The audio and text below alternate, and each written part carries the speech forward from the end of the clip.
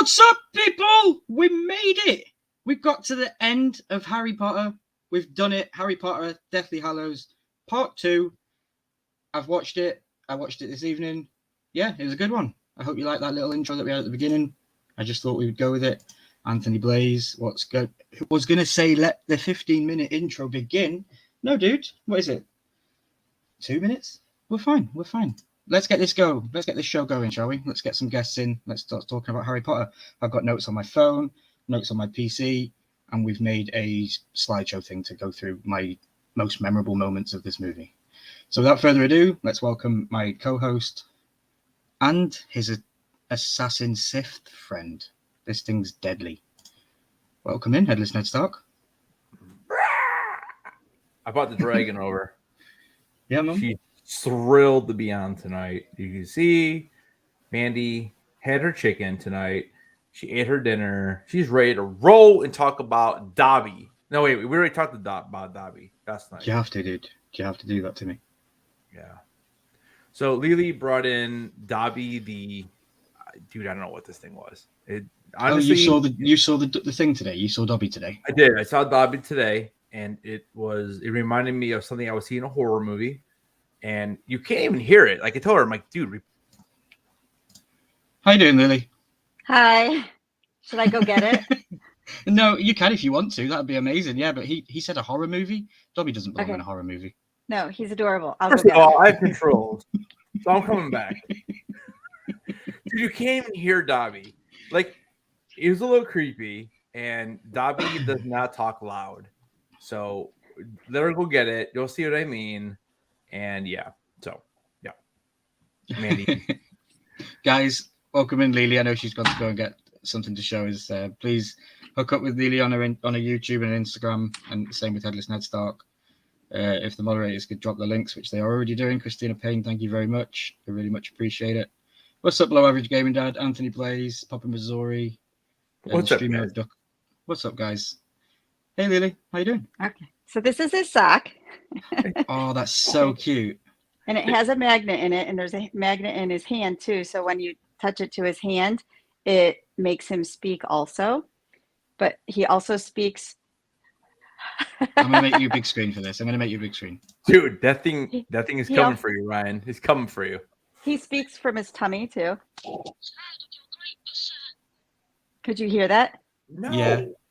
Okay. No. And Sage made him a little Slytherin bracelet.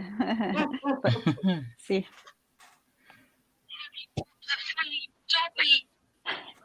Harry Potter free Dobby. See? Dobby's a free elf. He's adorable. You should That's say amazing. You should say Dobby is dead. No Dude, heart. there's a reason why I'm drinking tonight, right? And it surrounds you. Yeah, I know. Let's talk Dobby's about dead. Hedwig. Wait till Hedwig Grogu dies. I'm gonna hit you hard with it when Grogu's gone, mate. Whoa! What? Grogu ain't going anywhere, bro. Star Wars has nothing without Grogu. They can't. Darth Vader's gonna come back and slay him because it's one youngling that he forgot. Dude, Star Wars can't even. We're here to talk about Harry Potter, though. Oh, guys, what do you think to this movie? The second part, Deathly Hallows Part 2. Wait. I gotta say one thing before we start. Listen, R.I.P. Ray Stevenson today. Unbelievable, dude. 58 years old, died today. He is one of the stars of Ahsoka. It's very depressing, dude. Yeah, he's the Sith-looking dude with the orange lightsaber that was in the trailer. Yeah, I saw it. Dude, unbelievable, dude. 58, dude. Like it's not even right, man. It really is depressing. But I had to say something because it's terrible. It's just terrible. 50 years old, and I mean, they probably weren't going to kill this dude off in the first season. Now who knows what they're going to do? But anyways, sorry, but I wanted to bring it up because you're good. Dude, 58, man. I'm like freaking 9 years away from that or something. 11 years away from that. It's like people aren't even retired at 58, and my man's dead already. So, anyway, some praise in the chat, everybody. RIP for that, definitely. Yeah, RIP. Yeah. So, guys, what do you think to Deathly Hallows Harry Potter Part 2? Lily, what do you think to this movie? More so than the book? I mean, I like this movie. There's some really great parts in this movie. It's not one of my favorites, but I think it's a good movie. I love the dragon scene. I didn't do that. Bring her back. Did she just say not one of her favorites? It's not one of my favorites. It's not going to be. We talked about this at the end of the last one. You're not going to budge my top 3. All right. Remember, they split this into 2 movies as well. This was only 1 book for us. Yeah. Yeah, I know. Papa Missouri has a question. Is this going to be spoiler free? No, it's not. No. Poppin is not going to be spoiler free because you know the movie's been out for like 13 years. Yeah, and we've given everybody 4 weeks to keep it and watch it with us, and we're doing it. So yeah, don't forget to smash that like button, subscribe if you haven't already, and thank you to the guy who subscribed today. I don't know who you were, but I'm up to 506, so it feels good to actually move up instead of just being where I'm at for the last 3 months. But it's cool. I don't know. This movie's okay. It's good. They miss out so much stuff though from the book. They really do. And I thought with it being a 2-parter, I remember when it first came out, I thought, oh, this could actually be really good. You know, the 2-parter might be a good way to go. And it kind of wasn't. They kind of missed out a hell of a lot. But yeah, Headers, what do you think of it? I'm guessing you like it. This is by far my favorite movie. Hands down. Like, you already know what's going on in my ranking. I've been talking about this thing for a month. Like, hands down, like the entire movie. I said it last night. The entire movie for me, I watch it all the way through. I don't even look at my phone because I'm like, this movie's so good, and it just takes everything that should have been in part 1. Like, and like last night we talked about it. Part 1, I've upped my score on that movie quite a bit, but this movie just blows everything else out of the water. And if people are like, oh, you can watch one Harry Potter, I'm like, okay, I'll watch the last one. Like, this is the one I'm watching. It's by far the best. We have the I am all the Sith, all the Jedi. We have a little moment like that in this thing, which is amazing. Yeah, it's just the last 45 minutes is incredible. It's by far the best movie. It's not. I'm going to bring you back up for this conversation the day after my book versus movie video drops for this installment. Because I'm going to give you every difference, and then I want to come and talk to you about it again. Because I respect your opinion, because you haven't read the books and you haven't got all that knowledge that me and Lily have in our heads to be disappointed about when we don't get given it. So I completely respect your way of thinking about it, and it's cool that you have that different way. Go ahead. Yeah, no, I'm just saying, like, I mean, I get it. Like, you know, that's like, you know, it's like you reading all the Game of Thrones books, and you just know more, and like, you know, House of the Dragon and stuff like that. Where I'm listening to House of the Dragon right now, but I still don't want to move forward enough where I'm going to like get the spoilers because I want to know what's going to happen in the show first.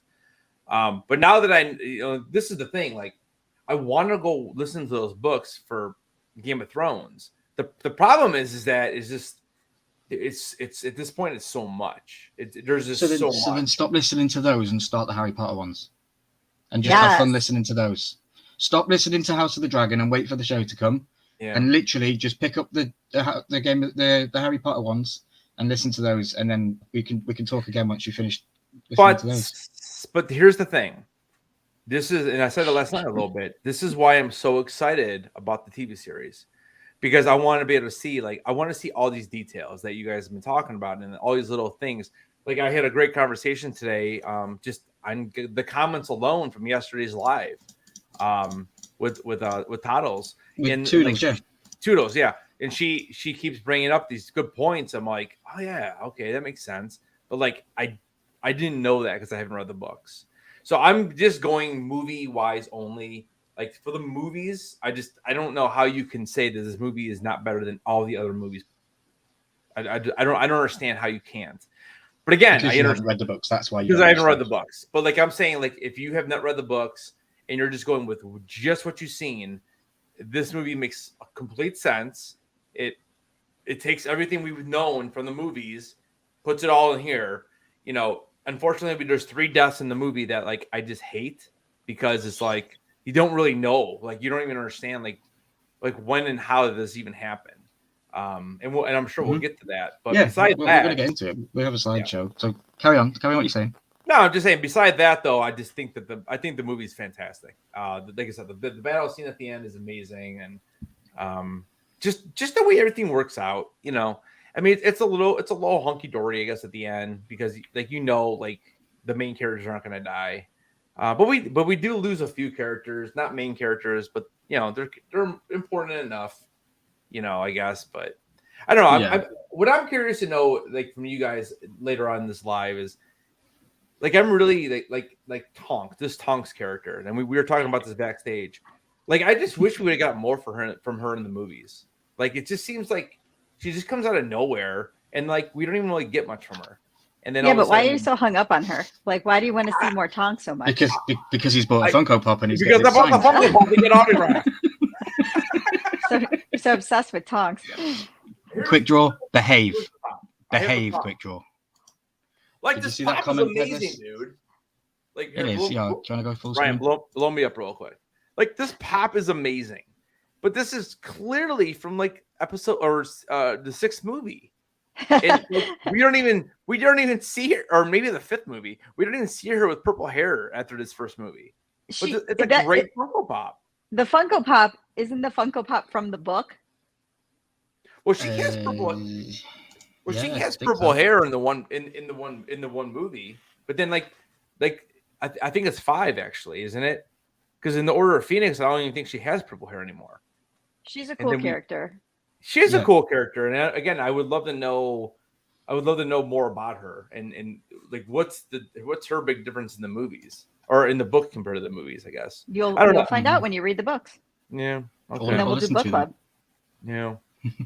I don't know. So yeah, I in Game added of this one in. To the She was in second Game slide. of Thrones, so I'm addicted. Yeah, so she's whatever. Osha. Yeah, I Osha. added this photo into the second slide because I really like this doll that they had for the movie posters. I remember the movie posters when I went to the theaters as a kid, and they were pretty cool. Got pretty hyped for this movie. So yeah, the slideshow is pretty much some of my memorable scenes. I know that we can talk about the episode and sorry, we've said that I think every time we've been live and called it an episode, and it's not. It's a movie. But yeah, the Gringotts heist. There is a dragon. Quick draw. Quick set. Jess says, "Wait, there's a dragon." Yeah, there is. That's and it's the background. top of my, and the dragon is the top of my list today. So you can all give me a round of Yep. applause. This was my favorite part probably of this movie too, when Hermione jumped on the dragon. She's like, well, I have an idea, but it's not a good one, and then she just goes for it.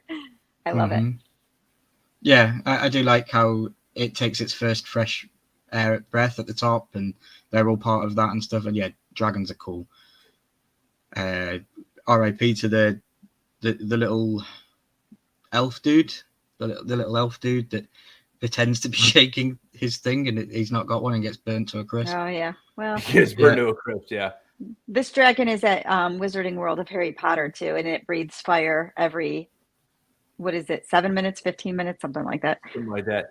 But it's funny, even in the movie though, he doesn't like the dragon doesn't like stop on the like what is it, like the bank, I guess, right? Well, He smashes he through the roof, doesn't he he? smashes through it. Yeah. there. But like in Harry Potter, like in the Harry Potter land, it's kind of like the dude just sitting there. I'm like, oh yeah, he doesn't actually ever like really sit there. He just kind of busts on through. But yeah, it's the same idea though. It's cool though. Shaking We don't his what? we don't even have a name. We don't even have a name for this dragon either. No, what was the breed of it? Ron says it's a. He mentions the breed of the dragon, I'm sure.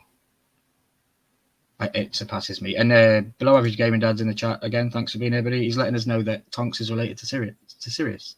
Was it the Hungarian hornback? Correct. Wait. Well, Tonks. I'm a fellow Hungarian, so I knew that. Wait. Go back to what Below Gaming Dad said. So, Tonks is related to Sirius? What is she to him? See, I have no idea. I'm not sure. Like, I literally thought that. I don't even know. I don't even know where she. It was came the from. Norwegian Ridgeback. Oh, Norwegian Ridgeback. Norwegian Ridgeback dragon. And then there was the I liked- Hungarian Horntail. I liked it when they were before they got on the dragon too, and they were in the vault, and all the stuff was duplicating and stuff like Oh, that. yeah, I thought that was awesome. a super awesome scene. Yeah. I just didn't like that they didn't add the fact that everything multiplies and it also burns you if you touch it. Oh I- yeah. I remember Griphook having, because it was Harry that was buried under it in the movie, but in the book it was Griphook that was buried under it, and Harry pulled him out, and he was covered in burns, and I remember that from the book. So yeah, they kind of left that out, but it was still a very cool scene. Loved it. I also have in my notes here. I said one of my issues with this movie was that the trio consistently tell people about the Horcruxes and needing to find them, which is a big difference from the book, because Harry never wanted to tell anybody that he knew about the Horcrux. Like you see him in this, mention it several times. He tells Aberforth that they're looking for Horcruxes. Hermione mentions like Accio Horcrux in that vault, whereas in the book she says Accio Cup because Griphook is with them and they don't want Griphook to know that they're looking for a Horcrux. Things like that, you know? Mm-hmm. Little subtle differences. Tonks' mother is a black. She was disowned when she married Ted Tonks, who was a muggle.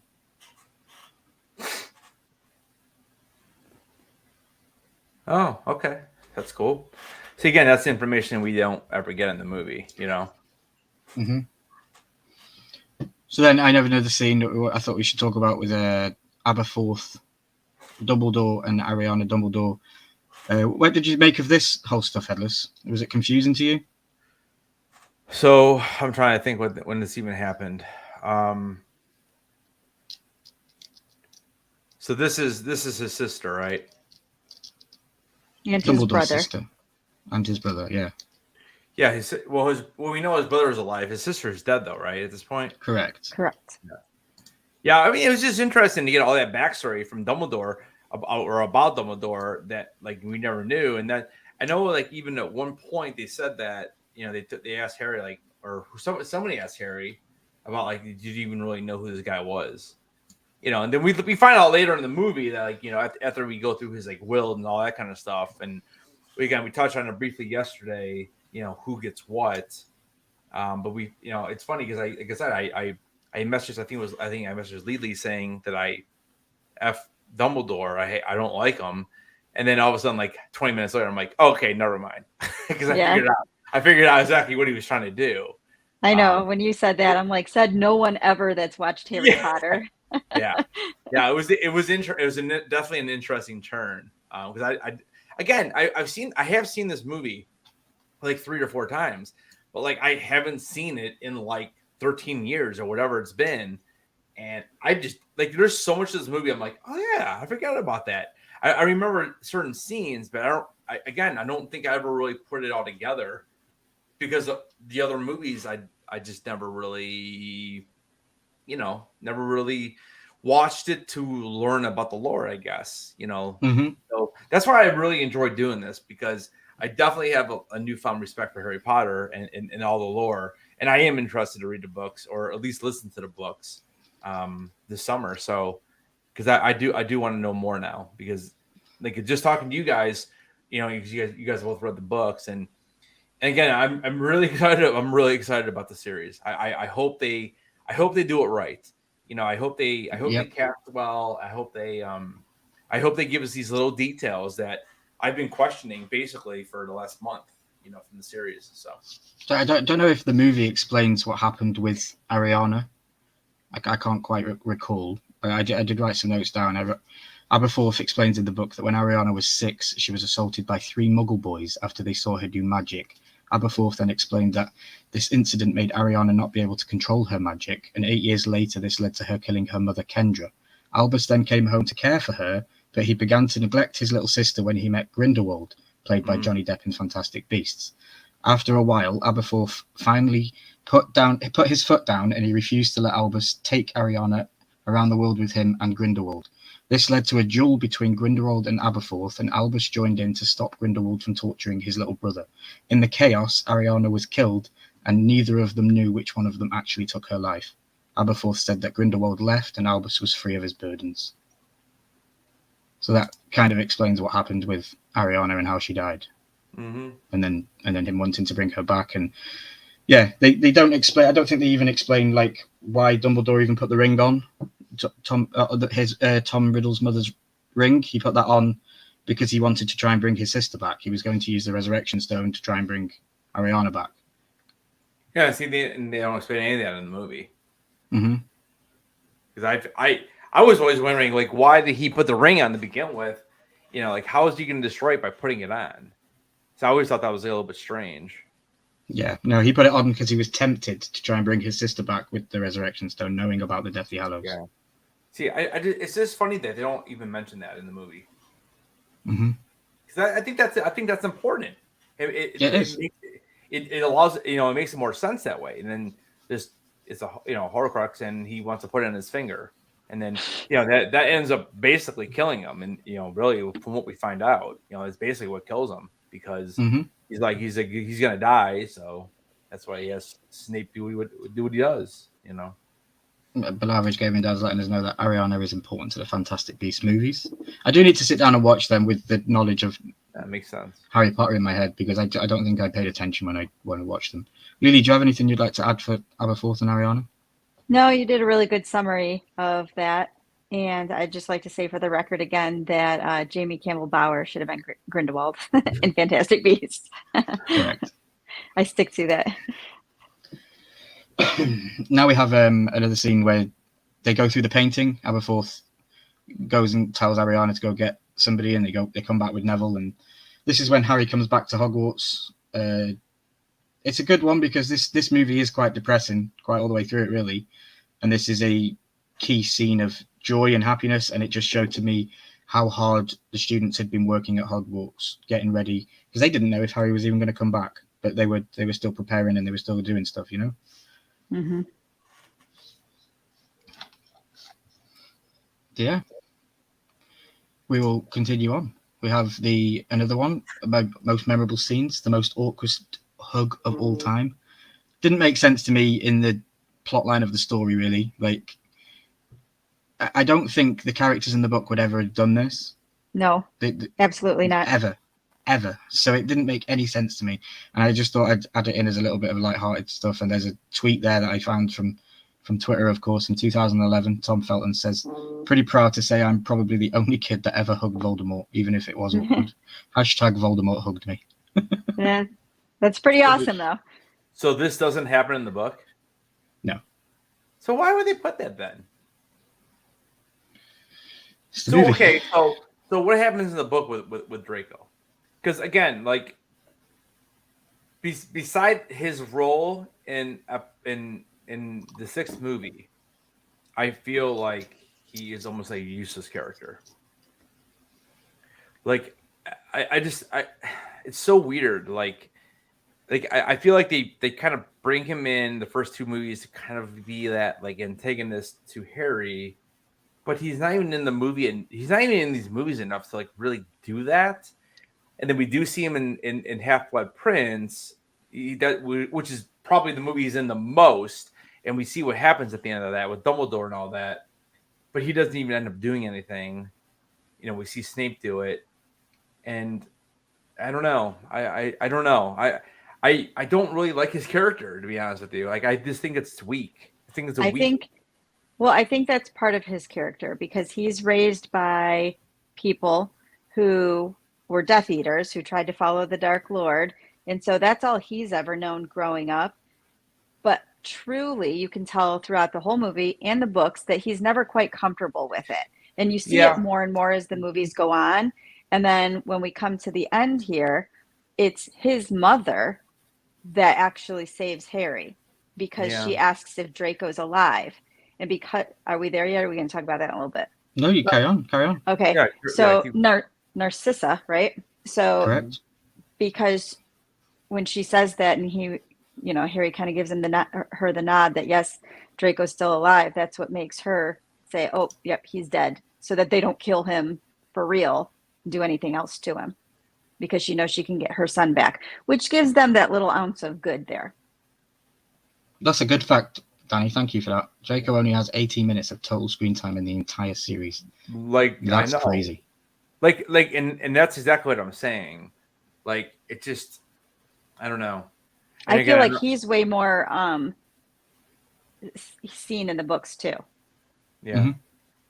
Mm-hmm. And I've heard rumors that he will be cast to play Lucius in the TV show. So maybe we'll get more of Tom Felton playing that family role, even though he's not going to play Draco. He'll play his father, maybe. It'd be cool. Great. I think Tom Felton is a good actor too. I just, like I said, it's just, it's really strange. Like overall in the series, and we'll talk a little bit more about this in a couple of weeks before we do the Kahoot and all that and close out the series. But it's just there's a lot of issues I have with these characters because they're just not in the movie enough. Like it really is Harry Potter, and then there's everybody else. Like, well, that is the name of the movies. and I completely understand that, but then I understand that, and again, going back to the movies and series, I know, basically Game of Thrones became the Jon Snow series, but if you really look at Jon Snow in seasons, basically, after Rob dies, seasons 4 through 8, he's still not the only character. There's so many other characters they build upon. And I feel like in these movies, I just feel like it's really just all Harry Potter. And I understand that's the name of it. Even Hermione in and I mentioned this like way back in a couple weeks ago. Hermione, in the one episode, in the one season, I keep seeing episode. In the one movie, she's like petrified. Like 3/4 of the movie, she's not even in it. And then that happened though. That was in the book too. And so I think you really like an ensemble cast, and then while this has it, it's not. This is Harry Potter, and so he's the main one. And there's fantastic supporting characters, but it is Harry Potter. Yeah, I think you'd get more of an enjoyment out of watching Fantastic Beasts because I feel like that is a very big ensemble cast. I don't feel like it concentrates just on Newt. Mm-hmm. And especially what I watched, I didn't enjoy them very much, but from what I watched, I do definitely resonate with an ensemble cast in that sense. But I get what you're saying. I guess maybe you're right because that's why I enjoyed Game of Thrones so much because it never focused on really one character, kind of until like maybe the last 2 seasons when it was more or less Danny or John, and then you throw some Tyrion in there, but Tyrion ended up hooking up with Danny anyways, toward the end of the series. But I don't know. I mean, even in Star Wars, like we always got our Luke, but then we also had our big fill of Han and Lando and Leia, and I don't know. But I guess it's just different. It's just different for me, I guess. So. Mm-hmm. Yeah, I have this scene here with Lupin and Tonks, the hands that never quite touch. That we lose a lot of people in the battle, of course, at Hogwarts. Yeah, and this is when they're dead, right? No, they're actually reaching here, trying to touch each other, and then they're battling, and then I think they both get disapparated elsewhere. See, I thought this was like when they're already dead, because I feel I think we see them dead lying down on the ground. Yeah. Okay. They die off screen, I believe. Yeah. Because obviously everybody goes to Fred Weasley's death. Everyone thinks, Fred Weasley, Fred Weasley. But again, that's another one that happens off screen. I don't know. Dude, all the main deaths are off screen. That's frustrating for me. Mm-hmm.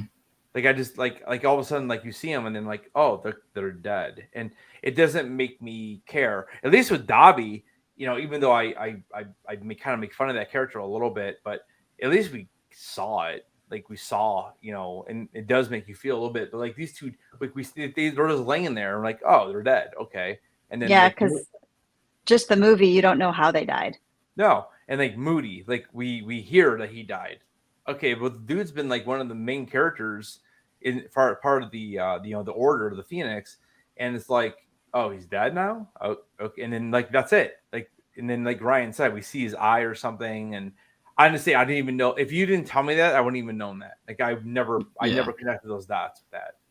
So yeah, the eye that's in I forget her name now. Pink, what's her name?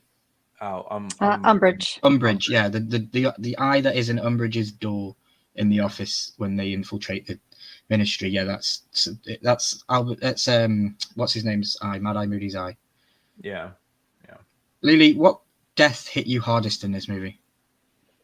Well, this one. I was gonna say serious. I'm thinking of the whole thing. I'm like, duh. Well, I see. This is easy for me. Like this is a no-brainer. You're gonna say Dumbledore. You're gonna say Voldemort. No. Again, that's another character we probably seen. Below Average Gaming Dad's letting us remember that this is a young adult book series. This was this was for teenagers. and I said this yesterday, Danny. I said I really hope that they make the series rated R because I need to see. I just need more. I need more, and I completely understand that. But I feel like even in Twilight, which was basically a young adult book, we saw like more death, and I mean, I don't know. It's been a while since I've seen those Twilight movies. They're pretty Yeah, I wouldn't say so. It's more just to get bitten by a vampire and then that's about yeah, it. but those movies are And then pretty maybe, terrible. yeah. So. No, don't say that, dude. I don't know that I have a major one. I might say her. I guess her Tonks. You know, that's what I would Tonks. say.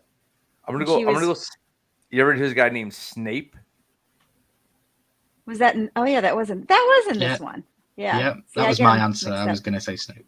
Yeah, I still haven't told Sage that happens because those are her boys. She likes Dobby, she likes Draco, she likes Snape, and she bawled her eyes out at Dobby. So I can't possibly tell her what happens to Snape because it's horrible too with Nagini going at him, you know, after. Yeah. Oh, geez. Yeah, that was Danny hard. hates it that much. He typed it twice. And then he collects his tears, and oh my God, yeah. Yeah, Clearly that's Snape's it. the hardest one. So okay, so my first issue is that again, I don't know how it happened in the book, but like, okay, so Nandini's like, dude, he's like, I feel like he's chewing his neck off or something, and then Harry goes in there, he's like, he's still talking to him. I'm like, bro, did you see the snake in the background, like just peering at him? How's this dude still alive? I agree. Yeah. And in the when you have seen that snake at different points, the size of him changes greatly. Is that supposed to be that way? No, I just think it's continuity for the movie. They okay, because that kind of drove me nuts. Scene. Yeah. Then we have the kiss scene. Another. Yeah. If I've missed anything anyone wants to talk about, please feel free. But yeah, just going through my memorable moments. We have the Chamber of Love. Yeah. Oh my God. Snape deserved to die. Danny. What? Snape deserved to die. Everything Snape did was for the purpose. Yeah. Like even at the beginning, was it the beginning of Deathly Hallows Part 1 when that lady was on the table, like hovering? Was that was Part 1, right? Yeah. She was his friend, and he didn't want to see that happen to her, but he had to do it because he knew that Dumbledore was right, and he was following through with everything he needed to do. And that's why at the end, Harry says that Snape is the most unselfish person he's ever known in his life. Well, I said it either yesterday or last weekend.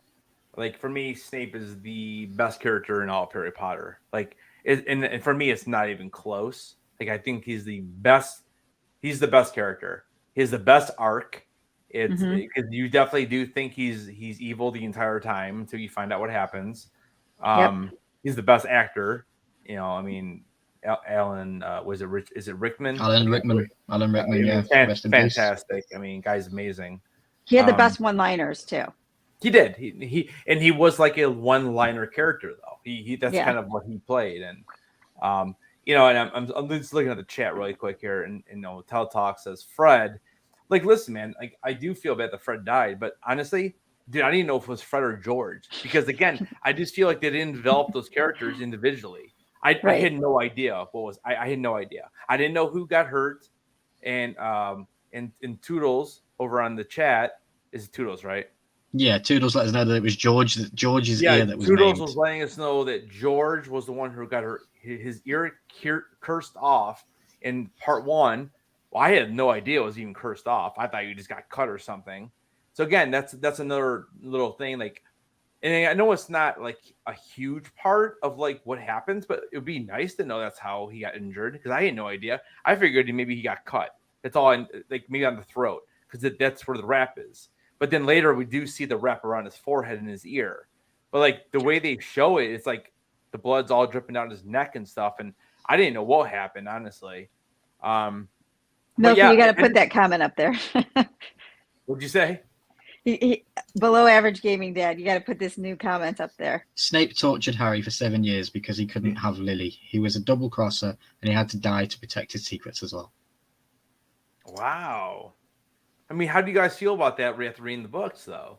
Like, you think that's true? Oh, well, I know that in the books, when Dumbledore Wow, that's when brutal, Snape Danny. does the dough, when we find out that he has this Patronus, we don't find out in the book that that's also Lily's as well. So when Dumbledore goes, Lily, that never happened in the book. Yeah. And also when Dumbledore mentions to Snape, don't mean to tell me now after all these years you've come to care for the boy. In the book, Harry goes, what? Him? Not Harry, sorry. Snape says to Dumbledore, what? Him? And he references that it isn't him that he's in love with. And we kind of know that it's more about Lily. So it's given to us differently from the book. But I completely kind of agree with Danny, but I don't think Snape should have died. I mean, I don't think he's a double crosser. He's not a double crosser. That's the tough part of it. Well, that's a brutal comment, Danny. Man, wow, that's brutal, dude. I like it. So, what do you think to the kiss scene? They finally did it, didn't they? They finally went all in and gave us the kiss scene. I don't think this is what happens in the book. If I remember correctly, that it happened in the book in the Room of Requirement, and Harry was also there, and it was very awkward. I'm sure that's how it happened. Nobody wants to see this. Yeah, I mean, no. I wanted Harry and Hermione to get hooked up I wanted them to get hooked up from the beginning of the movies, but obviously watching all of them, I knew what happened, and I still don't like it. And then the end scene, and we'll get there, I guess. But even the final scenes after everything's all said and done, like, I don't know, man. It just, dude, they never look right together. And Ron just, I don't know. It just. Dude, Ron should hooked up with his sister or something. Ew! What? They could have done some Targaryen. This is Game of Thrones, dude. They could have done some Targaryen stuff or something. I don't know, dude. No. Ron was, I don't know. Maybe Ron should have hooked up with Luna. I don't know. This was a good scene too. Yeah, one of my favorites. This made me really like Mrs. Weasley. Not my daughter, you bitch. Love it. And it was a cool scene. It kind of, again, was kind of different in the book. I know I'll say that quite a lot through this episode. I remember in the book that immediately after Voldemort sees Bellatrix Lestrange killed, Harry unveils himself from under the invisibility cloak, and then the battle begins between Harry and Voldemort. So, it's kind of different because Harry doesn't reveal himself as he does in this movie. We'll get onto that in a little bit later. But yeah, just another scene I wanted to share. Another comment from Danny here. Actually, Snape is the only Death Eater that has a Patronus. That's his only redeeming quality. That we know of, right? Mm-hmm. But was he really a Death Eater though? Snape? I would say so, yeah. You would consider him still a Death Eater, huh? He was. Yeah. But he turned around. But do you think he really was, or do you think he was just faking it the whole time? No, I think he really was. Really? A long time ago. Yeah. Okay. All right. So let's talk about the Horcrux. This is spoiler, guys. If you haven't seen it, it's tough crap because the main one's there. Yeah, we have Nagini. Nagini was the last one, and then Harry. Well, Harry was actually gone before Nagini was. Nagini was the last one. Yeah. Did it annoy you watching the movie, Ron and Hermione not being able to stab the snake if their life depended on it? That was driving me nuts. I just wanted there was a weird scene.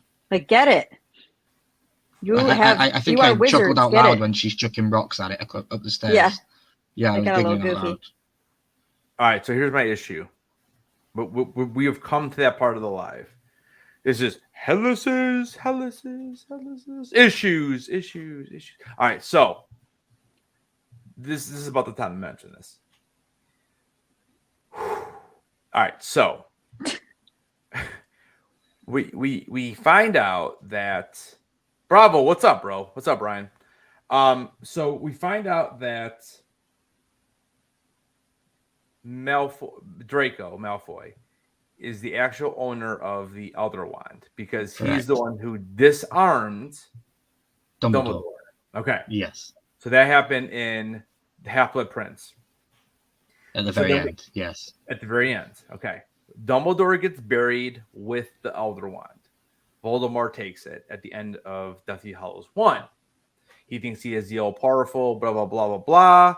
But basically, it doesn't belong to him, and which is why he can't really control it or whatever. Yeah, it's like the the Darksaber. Correct. So Harry. Okay, so let me get my thoughts. So Harry dies via the Elder Wand, correct? Yep. Okay. So why does the Elder Wand still belong to Draco at this point then? Am I saying that right? I feel like I'm not saying that right. Why does Okay, so Draco is supposed to be the owner of the Elder Wand, but Voldemort uses it, so it's not his to use? right, Voldemort uses it to kill Harry, but Harry actually comes back to life. So With the Resurrection Stone. Yeah. with the Resurrection Stone, and then how? I guess my question is, why does the wand go to Harry if it still belongs to Draco? Because he Because it still Because- belongs. disarmed Draco with it. But Didn't it he still disarm belongs. Draco? But it still belongs to Draco, and then we see the wand go over to Harry after Voldemort dies. So how is it Harry's job to destroy the Elder Wand if technically it still belongs to Draco? Draco never lost it. Because he disarmed Draco. Who did? Um, Not Voldemort. Not Voldemort. And Harry didn't disarm him with the Elder Wand. Ever. Snape disarmed him, right? No. Wait a second. Google says when Harry wrestles Draco's everyday wand out of his hand at the Malfoy mansion, he conquered Draco, and therefore the Elder Wand, hidden in Dumbledore's tomb at that time, transfers its allegiance to Harry. Whoa. Draco Why? never knew. Draco never knew that he was the owner of the Elder Wand. He just Right. disarmed Dumbledore, and then Dumbledore was buried with it. So that allegiance lied to Draco. And then later in the movie, when he disarms Draco in the Malfoy mansion, when Harry disarms him, the allegiance would then have changed to Harry because he disarmed Draco's everyday wand, But which wasn't Draco's wand. Draco's wand would have been the Elder Wand. He just didn't know he Yeah. would use it. You got it. okay. Google gave it me. I'm not going to claim I knew that. I literally had to Google it because we were getting confused. Okay. All right. Well, that makes more sense, I guess. It's just really odd because Draco never even knew, and then Voldemort takes it.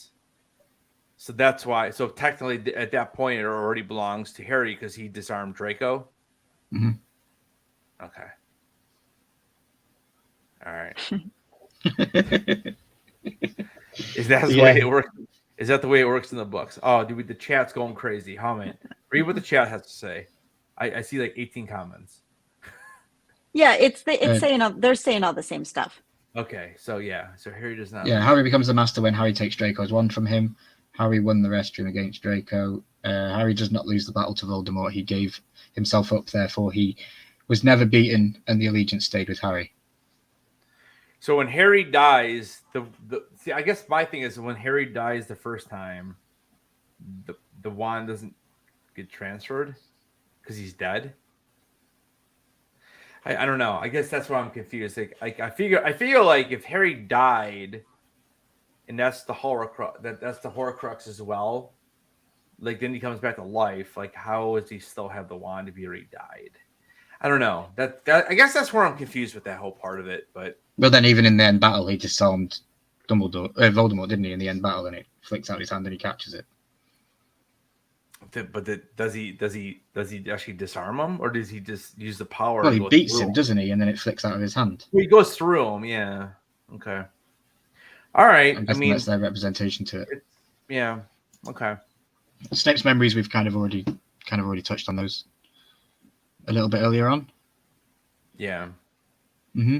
Snape. And we have I open at the close. Did you like how this one worked out? How it had how the snitch had a flesh memory on it from the first time that Harry touched it was when he swallowed it in the first movie, and that was how he had to kiss it to open it because it was his lips that touched it first. Wow, Did you remember that? I don't even know what we're talking about right now, dude. So the Resurrection Stone was inside the snitch. Right, I understand that. and it said I open at the close, and he couldn't figure out how to open it. Okay. And it opened at the end, and it opened with a Right. flesh memory by kissing it because he'd swallowed it when he first grabbed it in his first year. So Remember, he almost barfed. He barfed it back up at like his first Quidditch match. Okay, so why do we see the stone hit the ground, and how like what has he done to use it or whatever? Like we see him take it out, and he's like, okay, I'm not going to use it. Yeah, at least that's why I think they want you to think. And then you see the extra resurrection stone hit the ground, and then like all of a sudden he comes back to life though. So explain Yeah, that. I don't know why he drops the stone. Yeah, we see it hit the floor or hit the ground in the woods. Okay. And I was like, I'm like, knowing that he was coming back to life, I'm like, well, why is he hitting the ground right now? Like, I don't know. I guess I assumed that once he had the stone and the stone was out, that's it. Yeah, and he went It did willingly its to job. his death. Yeah. So the stone is just a stone at that point. Too much to type here. Too much to type. I mean, these are just the questions I had watching the movie. Like, I understand the whole resurrection stone, but like you see him open it and it falls to the ground. Like he doesn't want to use it. I feel like that's what they wanted you to think. And you know, and I don't know. I guess I'm just trying to figure it out. I don't know. It's just. Again, this is a reason why I'm excited for the TV series. I hope these are the answers that we get. If not, you can find us right here on Ryan Milky 14 and let's start breaking it down and criticizing because that's what we do. Anyway, we have the other one with the together, another scene that I really like. Oh, they kind of go fly. Yeah, they kind of go flying off together. I remember in the book that nobody could really fly except for Voldemort. And then when Snape did it out of the window in the classroom, it was such a big moment because he was the only Death Eater that could actually fly. I remember that being a big thing in the book, but in the movies, we've been seeing Death Eaters flying around for 3 movies now, and big difference from the book to the movies with that. Because I remember Voldemort could fly, and then when Snape jumps out of that window, because McGonagall's in the book, they're in a hallway, and she's also fighting with Slughorn and Fitwick and some other people. It's not in that classroom, but yeah, I remember the flying scene, and I do like the whole scene. For the movie, it definitely adds a lot when they're twisting their heads, when they make their heads gel together and stuff. I loved it. And then Neville gets his redemption by killing the snake. Epic moment, and I have an issue with the way Dumbledore leaves this world in the movies. Because it's not how it happens in the book. I know in the movies they had him fight Voldemort physically. Voldemort physically punches Harry and kicks him, and he ties him up with magical ropes, and they fall off a building together, fly and morph their heads together. I'm reading this from my notes. They land in the courtyard and fight each other. None of that really happened in the book, though. Instead, their fight was condensed to the Great Hall.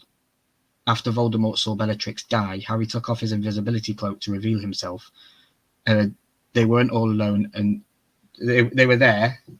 Where I've lost my train of thought here. Everyone watching, which, as I said, is not the case in the movie. They fight in the room. Everyone's there. He tells Voldemort that when he sacrificed himself, he protected everybody in the castle, but with the same charm that his mother had given to him. So Voldemort couldn't hurt anybody. And I remember Voldemort dying just like a normal man. He falls to the ground and dies like a normal man, representing that was all he ever was. He was just an ordinary wizard who managed to make himself powerful. I prefer that ending a lot more than him disapparating to dust. It didn't quite make sense for me in the movie, but it works, in the same sense. How did you find the ending, Headless? Yeah, I mean, I liked it. I mean, how else were you gonna end it, right? Like, and again, this is like just going back to all the movies. Like, I just wish we would have seen. Like, I know we saw him versus Tom Riddle in the Chambers of Secret. We saw him very, very briefly in Goblet of Fire. versus Voldemort. I just wish we would have got something more with them two on screen at the same time. Again, you kind of hear them kind of talking, whispering to one another. But again, I just think, again, I'm just going back to what I know. We see Luke and Vader several different times on the same screen, and then we get the big culmination at the end. And that's only 3 movies. This is 8 movies. And I feel like Harry and Voldemort were only maybe on screen together for 5 minutes. I don't even know if it's more than 5 minutes.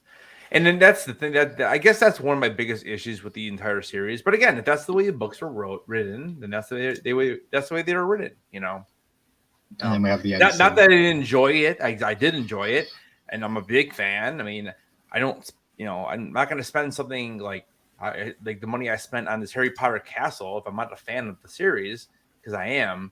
Like I said, I'm glad we did this because I'm really, really excited for the series, because I hope that we get just more. I hope we get more, Mm-hmm. And again, and we should, because if they're doing, let's just say even 8 episodes, that's 8 hours a book instead of the 2.5 hours we get. So there's a lot more they can do. Yeah, definitely. So there's the end scene. I'm going to take that down because I know that's been on there for everybody to see for a while. Yeah, end scene. I don't love it. I don't love the end scene. I'm not a fan of it. It's cheesy. They make them look older. It's weird. I don't even know why they had to go there. And I know it leads to the cursed child and all that kind of stuff. But I know you don't even have to. I just don't understand. You do that, you leave no opening for anything in between at that point. There's nothing in between. However old those kids are supposed to be, 12. There's 10 or 12 years there. Now we're talking Star Wars. Now we have to go back and watch prequels and all that crap. I would have liked it to end with Voldemort and maybe them graduating and call it a day. I don't know why we had to go all the way into the future, with everyone getting married and having kids. It would have been better just to end it, a graduation and call it a day. And I don't know. I don't know. But again, that's the book. So yeah. I have a couple of notes, things in my notes I wanted to get out as well. I'll just go through them for some of the things that I wrote down. There was no barrier that stopped the Death Eaters from entering Hogwarts in the book. They were only not able to enter Hogwarts because it was Voldemort's orders that stopped them from entering. So that magical barrier that was there that made people disappear and they ran into it, that wasn't a thing that was ever in the books. The bridge scene where they blow it all up, that was never in the books. That was added, as a matter of fact, by the director Alfonso Cuarón in the 3rd movie. He added that entire bridge to the Hogwarts grounds. That was pretty cool, though. It was pretty cool, yeah, but wasn't part of the books. And right. I know that they kind of added it in with Seamus and his whole setting things on fire throughout the store, because it was a cool story arc for him. He got to actually do something good with it. Neville and Luna were never mentioned to like each other in the books, but he quite blatantly says in this movie, I need to find Luna because I love her, I kind of want to be with her and all that kind of stuff. Yeah. This is a bit weird. I don't mind this relationship horribly, but I still would have liked Harry to have ended up with Luna, but I don't mind Neville. Mm-hmm. And one of the big ones for me was the movie left out at the moment that Voldemort plays with Harry's supposedly dead body. He fires a Cruciatus curse at him and he lifts him up and down in the woods when he's supposedly dead on the floor. And they leave all that out of the movie. Wow. But again, that might be because it's a little graphic. Yeah, maybe. And then I think I have... And that sounds awesome. And I hope that... I hope we see that. I just feel and that's the kind of character Voldemort comes off to be. He would definitely do something like that. Yeah, yeah. I also have Harry waking up did not restart the battle like it did in the movie. In the books, it was Grog, the giant, and the centaurs firing arrows into the Death Eater ranks when they were arriving from the forest. That's what started the battle. Harry then woke up and nobody saw him wake up because he was underneath the invisibility cloak during all the chaos. And then that led to him revealing himself later on when Bellatrix was killed. Luna marries Newt Scamander's grandson. I had a little issue with that. I had a little issue with that too. Which part? Bellatrix died so easily. Don't doubt Mrs. Weasley. Mrs. Weasley is a good wizard. I know, she's but strong. It just happened so quickly. And she was protecting her child. Yeah, I know. Yeah. I don't know. And mother's That's love like and all that. she That's what this poked, whole story was she based poked on, the wasn't it? mama bear. Yeah. And I Harry was remember saved when I because of saw mother's this love. movie in the theater, and when all this was going down, this battle, I was going, what is happening? It was confusing because it Yeah. was it didn't go down the nasty. same way. Yeah. In the book, it's all in just one room. It's in the Great Hall. It's in that one room, and everyone's watching. And Harry literally tells Voldemort everything. Dumbledore, Snape. He tells him about Snape. He doesn't tell him any of that stuff. He tells him about the wand and Draco. They literally have no dialogue in the movie at all. But then I think it should have been added because it showed. I would like to have seen Ralph Fiennes play Voldemort at a vulnerable state, because all we see him is super powerful, and then through this movie he gets a little bit more human each time one of the Horcruxes is destroyed. yeah. You see him get more human, but then we don't get the payoff that I think the book lovers deserve. It's just he just turns into dust. It's like, no, he was just a normal man that was a wizard. That was what they tried to portray in the book.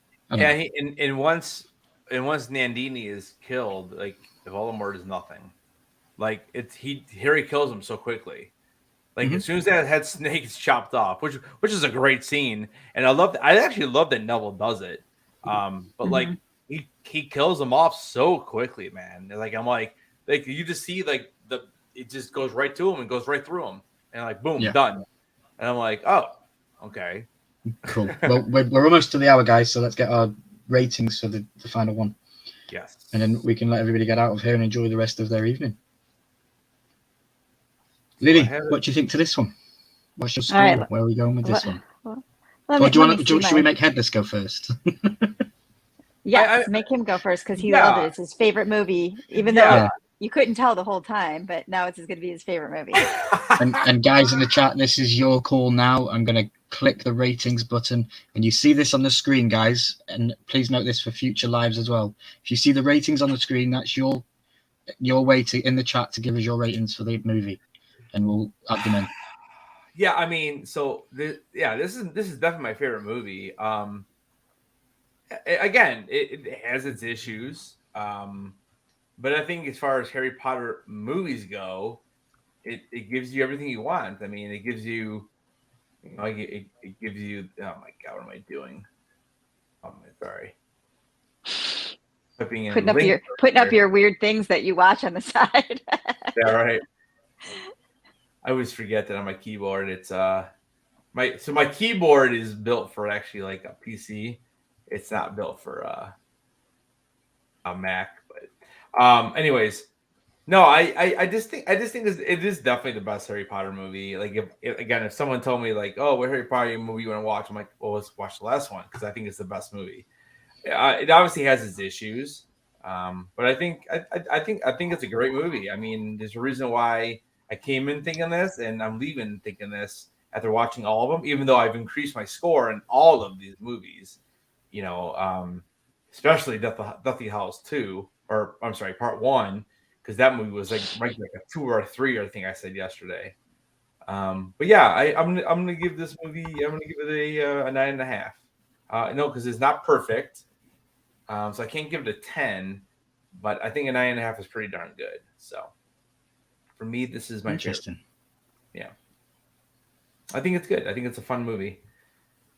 Again, I think it could be improved, but with I just think that the deaths need to be on screen, especially with these main characters that we have seen in the last few movies, and I think that's the most disappointing part for me. And I understand it's a kid's book, but there's been kids' books where we've seen deaths before, and especially with main characters. And why do we get to see Dobby's main death on a CGI character, but we don't get to see a human? So, or a muddle, or a half-blood, or a wizard. So well, you get to see Snape eaten. Well, I mean, barely though. You barely get to see it. I mean, it's happening, but it's on the other side of the window, But it is. I think it's a very good movie. So I think they do. Okay. Lily, what about yourself? So, like Headless said, if somebody asked me which movie should I watch, I would still say Order of the Phoenix or Prisoner of Azkaban. I rated them both as a 10, and I love both of those movies. I love both of those books. I think this movie is a good movie, both parts, part 1 and 2. But it strays the furthest from the books. And so that's kind of frustrating when you have this ginormous series like this. You've put years of your life reading these books. And I was pretty pleased with how most stuff was portrayed in the movies to match the books. I understand they have to leave stuff out, because they're really big books, but this one went the furthest off. But it was still a good movie. And so we give it an 8.5. Oh, okay. 8.5. I was getting ready to put it down there at the bottom. So Chamber is number 7. Okay. And then Sorcerer's Stone. I'm going as fast as I can here. Yeah, you're good. And So then- I'm not going to give this a 10. It's not getting a 10. And there's a reason why I haven't given any of these movies a 10. Because I really want to give the TV show a 10. Yeah, I really want them to... Yeah, I really want to be able to put the TV show at the top of all these things and say they paid off the true book lovers and things like that. I think it's a good story of good versus evil from start to finish, especially this movie. It definitely portrays Voldemort as evil and Harry as pure and loved. It's a good movie. I'll agree with that statement that everyone has definitely said on this live stream. I'm going to give it it's hard. I'm going to give it a 8. So it's going to be in the same par as Order of the Phoenix and Prisoner of Azkaban. All right, so where am I putting it? At the below, so above Goblet of Fire, please. Oh, so it's the bottom. Okay, so all right. So let me fix this. My go-to Harry Potter movie would always be Half-Blood Prince. It hurts.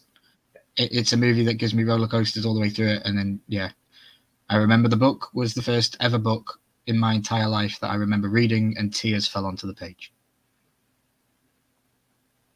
So that's why it's my favourite movie. Bravo Lima says Sorcerer's Stone and Chamber of Secrets are my favourite too, because of the first Dumbledore was the best. I can definitely agree with that sentiment. Although the Dumbledore that we get does do very well to portray what Dumbledore has to do for the story's sake. See, I kind of disagree with that because I think the second Dumbledore is better. I think he's more personable. I think the first Dumbledore is so damn dry, dude. And that he's barely even. He's closer to J.K.'s writings, though. And I do see what you're saying, though. I would struggle to have seen the original Dumbledore do the things that Michael Gambon had to do in the later movies. I don't know how that would have worked. Yeah. Would it have been more upsetting to see Draco probably kill the old man, the original Dumbledore? Yeah. And then Snape have to do it. It would have been weird, So I have that correct, right? There, Milky. Yes, you do. Okay. All right. So there you go. There's our final rankings for Harry Potter. Milky does not have anything over a 9. No, because I'm leaving the 10 for the TV show. Yeah. Well, I get I'm leaving room. I hope it makes it there. I really do. Yeah. Tonks. Lois is a 5. Interesting. You guys both. It's so. I find that very interesting. That I came into this and I told you both that how much I hated Deathly Hallows Part 1. How much I hated that movie, and because of the lore through the movies, it made me really enjoy that movie more. And you guys both love Goblet. Well, actually, it's funny because Goblet of Fire is pretty much the same, and for all of us, it's all number 5. Yeah. So it's not like as good as Prisoner of Azkaban. It's I don't know. It's funny that you guys had it so high. It just didn't do it for me. I don't know. I think if you watch that one over again, though, now that you know all that you know, I think that you would rate it differently because you went into that one with like preconceived notions of stuff that didn't exist. And so that's why you kind of hated it before it started when you figured out it wasn't what was happening in your imagination. Yeah. No, I agree. I mean, I thought like the way you guys talked it up, I'm like, oh, this is gonna be the best Harry Potter movie. And I was quite disappointed in it. I thought it was a weird movie. I just thought it was it was a movie that wasn't really Harry Potter. I feel like it's most people's favorite book. Interesting. And I know, and I get that Sirius is a pretty cool character, but it's just, I don't know, it's just the movie just seemed off to me. Like you get the introduction to the Death Eaters or not the Death Eaters, right? Is that work? Yeah. I keep wanting to see ring wraiths, but I know they're not that. The Death Eaters, and I just feel like it was weird because the whole movie I'm thinking, okay, so why are they attacking Harry when they're supposed to be like trying to find Sirius Black? Like I found that really odd, and then the whole like double switch thing with like them coming back from the past or seeing them. I don't know. It was all weird. I don't know. I didn't really like it, which is why I ranked it second. Tell Talks, you want to go check out the live from yesterday, and I do a pretty good explanation as to why it's at the bottom of the list. I do explain that I don't hate any of the movies whatsoever, but for ranking sakes, I think I explain it a little bit as to why it's at the bottom. Yeah, that's on the live from Headless yesterday. It's over on my channel. Yep. But cool. I know we've gone a little bit over, so I want to apologize to anybody if they are late for anything. I want to thank Headless and I want to thank Lily for both joining me through this Harry Potter journey, both on my channel and Headless's channel. It's been absolutely fantastic. I thought I knew quite a lot about Harry Potter, but I don't know that much. And there's other people in the community, and Lily is one of those people that's surprised me. I didn't know everyone's lore with this stuff, so it's really cool to find your favorite characters and learn about that. If you guys enjoyed this stream, please hit the like button, comment down below, let us know what your favorite movie was from this entire franchise, and don't forget to join us in 2 weeks' time on Headless's channel, where we will be doing a quick breakdown of the entire series. I'm probably going to bring a couple of people that have been loyal in the chat through the whole thing as well, so we can get their thoughts, and then we will have a Kahoot, 70 something questions with some giveaways. It's going to be fun.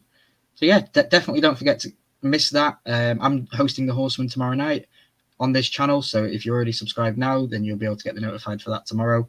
We're going to be talking about all sorts and everything. I've asked the Horsemen to bring their best dad jokes, so it could be a good cheesy live stream as always when Milky's hosting. But yeah, guys, my name's been Ryan Milky, and I've been hanging out with Lily and Headless Ned Stark. I want to thank you all for joining us, guys. Thanks for being my amazing co-hosts. I love you all, and we will see you in the next video. And then I need to click the outro button wherever that is. See you later, guys.